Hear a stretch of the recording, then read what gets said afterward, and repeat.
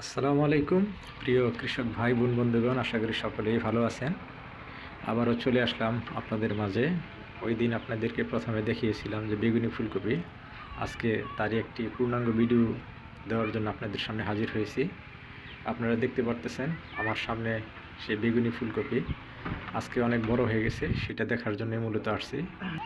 আপনারা জেনে থাকবেন বেগুনি ফুলকপি কিন্তু এখন একটা আধুনিক সবজি হিসেবে ব্যবহৃত হচ্ছে। এর পূর্বে আপনারা সাদা ফুলকপির সাথে পরিচিত আছেন, আবার এখন অ্যাভেলেবল হয়ে গেছে বাজারে হলুদ ফুলকপিটা।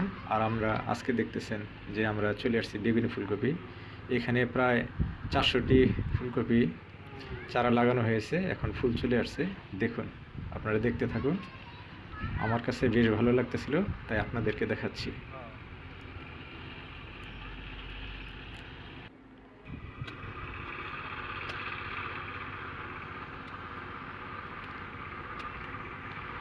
ভাই, জাতটার নাম কি ভাই?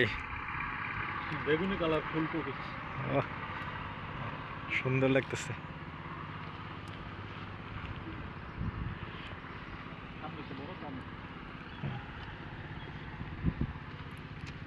এই বেগুনি ফুলকপিতে কিন্তু প্রচুর পরিমাণের অ্যান্টিঅক্সিডেন্ট আছে, তাছাড়া ভিটামিন সি, ফাইবার এগুলো আছে এই বেগুনি ফুলকপিতে।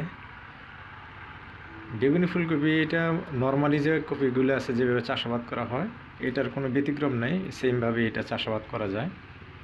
কিন্তু ফুলটা দেখতে একটু ব্যতিক্রম, বাজারে এটার দামও আছে অন্যান্য ফুলকপির তুলনায়, কিন্তু এটার দামটা একটু বেশি।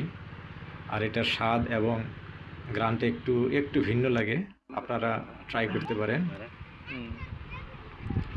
ভাজি আর তরকারিতে এই বেগুনি ফুলকপিটা ব্যবহার করা যায়।